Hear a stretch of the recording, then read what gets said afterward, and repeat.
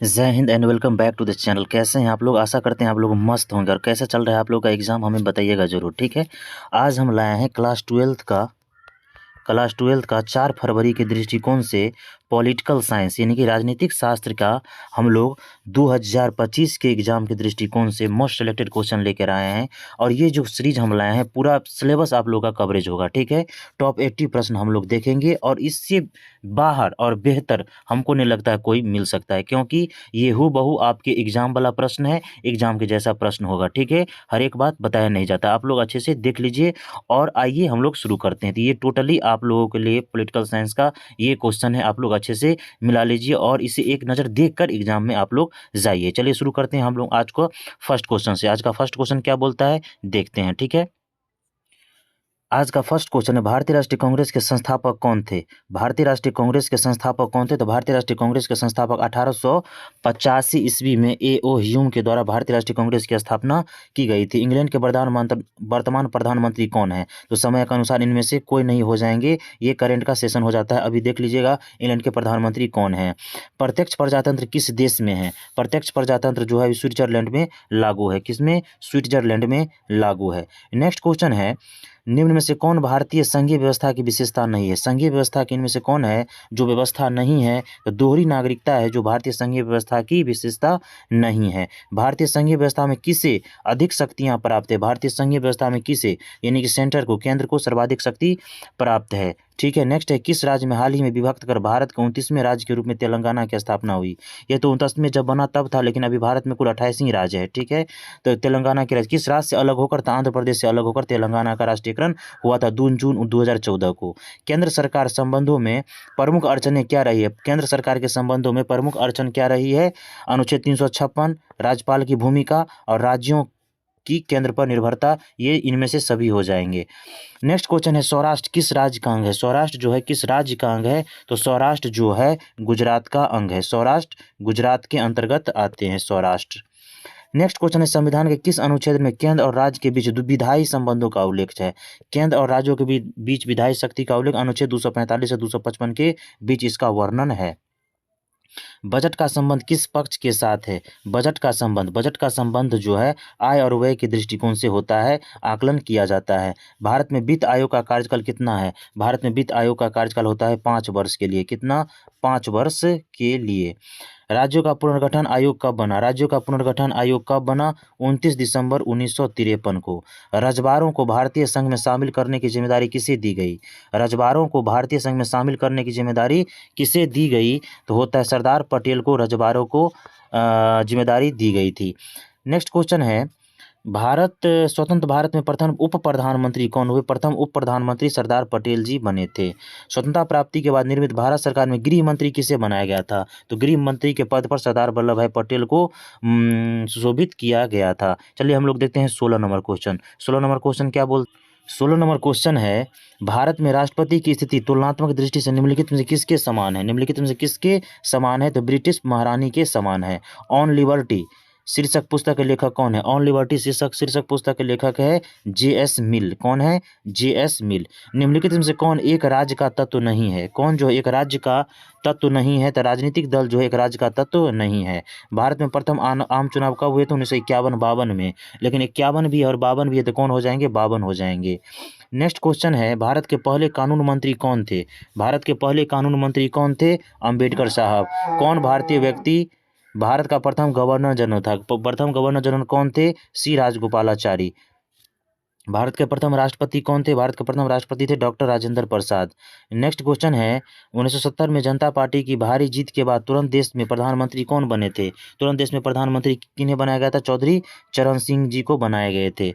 1952 के चुनाव में कुल मतदाताओं में केवल साक्षर मतदाताओं का प्रतिशत कितना था? केवल साक्षर यानी कि एडुकेटेड मतदाताओं का प्रतिशत कितना था? 15%। ए.के. गोपाल जिस राज्य के प्रमुख कम्युनिस्ट नेता थे वह कौन था? वह किस राज्य से संबंधित थे? वह केरल राज्य से संबंधित थे। चलिए हम लोग 26 नंबर क्वेश्चन देखते हैं। आइए 25 एक बार एक रिपीटेड क्वेश्चन है। भारत में नई आर्थिक नीति की शुरुआत कब हुई? भारत में नई आर्थिक नीति की शुरुआत 1991 में हुई। हमारी नियोजन व्यवस्था किस विचारधारा पर आश्रित है? हमारी नियोजन व्यवस्था जो है लोकतांत्रिक समाजवाद पर स्थापित है। राष्ट्रीय विकास परिषद की स्थापना कब हुई? राष्ट्रीय विकास परिषद की स्थापना 1952 में हुई थी। आप लोग रिवीजन के दृष्टिकोण से अच्छे से एक बार देख लीजिए, कितना अच्छा सिलेक्टेड क्वेश्चन है। भारतीय अर्थव्यवस्था है, भारतीय अवस्था मिश्रित अर्थव्यवस्था है। कैसा है? मिश्रित अर्थव्यवस्था है। भारत का 11वीं पंचवर्षीय योजना कब समाप्त हुई? भारत का 11वीं पंचवर्षीय योजना कब समाप्त हुई थी? 2012 में। 2012 में। चलिए हम लोग चलते हैं 30 प्रश्न की ओर। 30 प्रश्न है, भारत और चीन के बीच पंचशील समझौता पर हस्ताक्षर किस वर्ष हुआ? पंचशील समझौता भारत और अफगानिस्तान में हुआ था, भारत और पाकिस्तान के बीच। तो कब हुआ था पंचशील समझौता? कब हुआ था? 1954 में। गुट निरपेक्ष आंदोलन कब अस्तित्व में आया? गुट निरपेक्ष आंदोलन का अस्तित्व कब आया था? 1961 में। नाम जिसे गुट निरपेक्ष आंदोलन। प्रथम गुट निरपेक्ष आंदोलन के अध्यक्ष कौन थे? प्रथम गुट निरपेक्ष सम्मेलन के अध्यक्ष कौन थे? Marshal Tito. किनके द्वारा? Marshal Tito. नेक्स्ट क्वेश्चन है, निम्नलिखित से किसने खुले द्वार की नीति अपनाई थी? खुले द्वार की नीति का प्रतिपादन किनके द्वारा किया गया था? चीन के द्वारा। 1972 में शिमला समझौता किन दो देशों के बीच हुआ? शिमला समझौता किन दो देशों के बीच हुआ था? शिमला समझौता भारत और पाकिस्तान के बीच हुआ था। ठीक है, नेक्स्ट है, गुट निरपेक्ष देशों का प्रथम शिखर सम्मेलन कहाँ आयोजित हुआ था? गुट निरपेक्ष देशों का प्रथम शिखर सम्मेलन कहाँ आयोजित किया गया था? बेलग्रेड में। कहाँ? बेलग्रेड में। कितना सिलेक्टेड क्वेश्चन है, आप लोग अच्छे से देख लीजिए, इसमें से जरूर छपेगा और यही टाइप का तो प्रश्न छपते हैं। मैकमोहन रेखा कहाँ है? मैकमोहन रेखा कहाँ है? अरुणाचल प्रदेश में है। कहाँ है? अरुणाचल प्रदेश में है, भारत और चीन के बीच। भारत चीन युद्ध किस वर्ष हुआ था? भारत और चीन के बीच युद्ध किस वर्ष हुआ था? 1962 में। भारतीय विदेश नीति का अधिकार क्या है? भारतीय विदेश नीति का अधिकार क्या है? शांति, सह अस्तित्व है, विश्व शांति है, पंचशील है, इनमें से सभी हो जाएंगे। नेक्स्ट क्वेश्चन है, किसने कहा स्वतंत्रता हमारा जन्मसिद्ध अधिकार है? बाल गंगाधर तिलक के द्वारा कहा गया था। ठीक है, साधारण विधेयक को राज्यसभा कितने दिनों तक रोक सकती है? साधारण विधेयक को राज्यसभा जो है 6 माह तक रोक सकती है। 6 माह तक रोक सकती है। दक्षेस का पहला सम्मेलन कहाँ हुआ? सार्क। दक्षेस का पहला सम्मेलन किस देश में हुआ? किस देश में हुआ? बांग्लादेश में हुआ। किस भारतीय प्रधानमंत्री ताशकंद समझौते पर हस्ताक्षर किया? ताशकंद समझौते पर किन्होंने हस्ताक्षर किए थे? लाल बहादुर शास्त्री जी के द्वारा। चलिए हम लोग चलते हैं 43 क्वेश्चन की ओर। 43 प्रश्न क्या बोलता है? सॉरी 43 गैप है। ठीक है, सर्वोच्च न्यायालय ने किस महत्वपूर्ण निर्णय में कहा कि कोई भी संवैधानिक संशोधन द्वारा हमारे मौलिक अधिकार में कोई कटौती नहीं की जा सकती? किन केस में कहा गया था ये चीज़? तो ये कहा गया था गोलकनाथ केस 1967 ईस्वी के अंतर्गत। देश की रक्षा करने का कर्तव्य किस कोटि में आता है? देश की रक्षा करने का कर्तव्य किस कोटि के अंतर्गत आता है? हमारा मौलिक कर्तव्य के अंतर्गत आता है। राज्य के शासन में किसे केंद्र का अभिकर्ता कहा गया है? केंद्र का अभिकर्ता किन्हें कहा गया है? राज्यपाल को। भारतीय संविधान का कौन सा अनुच्छेद निर्वाचन आयोग का प्रावधान करता है? निर्वाचन आयोग का प्रावधान करता है अनुच्छेद 324।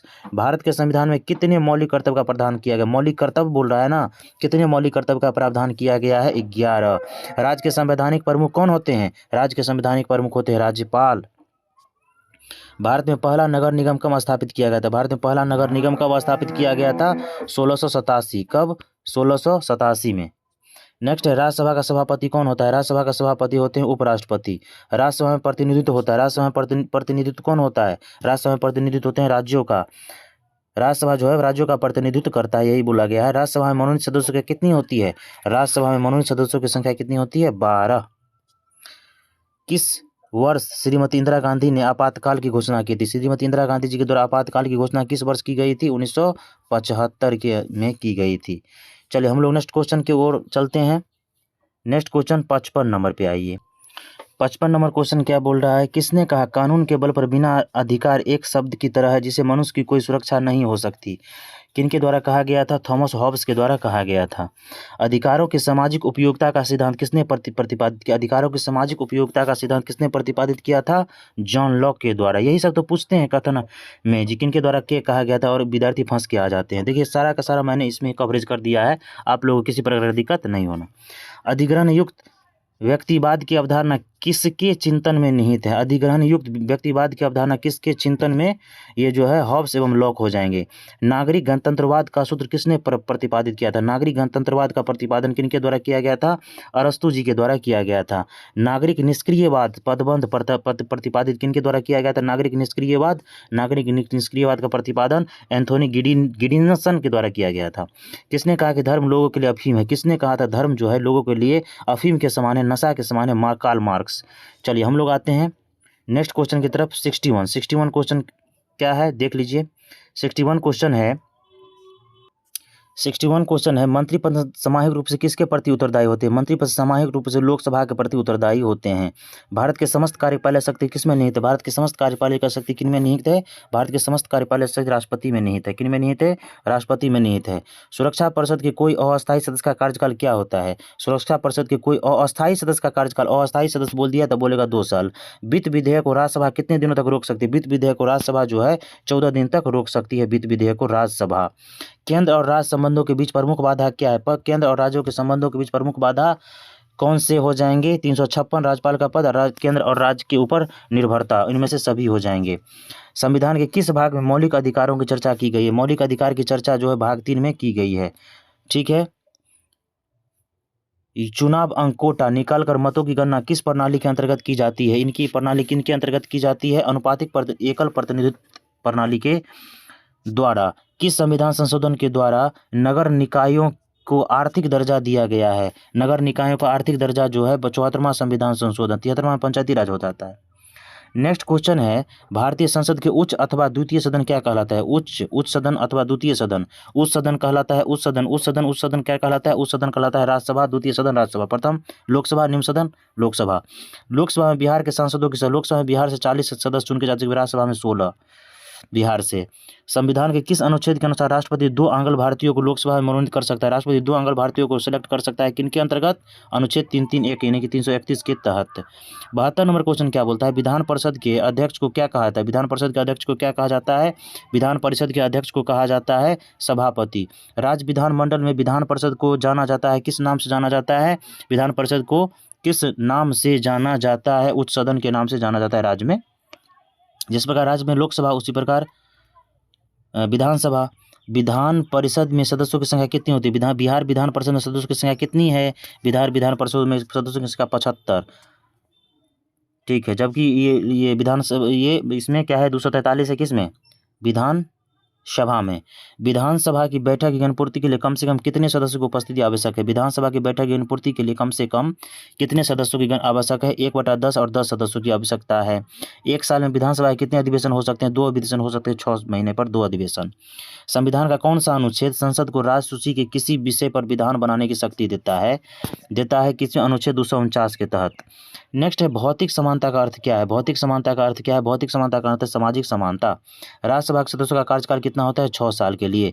दोनों सदनों की संयुक्त बैठक की अध्यक्षता कौन करता है? दोनों सदनों की संयुक्त अधिवेशन की बैठक की अध्यक्षता कौन करते हैं? लोकसभा के अध्यक्ष करते हैं। कौन करते हैं? लोकसभा के अध्यक्ष करते हैं। तो ये देख लीजिए टॉप 80 क्वेश्चन, इससे आप लोगों को अच्छा बेनिफिट हो जाएगी। यह टॉप सेलेक्टेड क्वेश्चन है, आप लोगों के चुनिंदा प्रश्न है, इसीलिए आप लोग अच्छे से इसे देख लीजिए। हम लोग मिलेंगे नेक्स्ट वीडियो में, तब तक के लिए टेक केयर, बाय बाय, जय हिंद। मन लगा के पढ़िए, इस बार 4 देना है, ठीक है? अब की बार 400 पार। चलिए मिलते हैं नेक्स्ट वीडियो में। Thank you.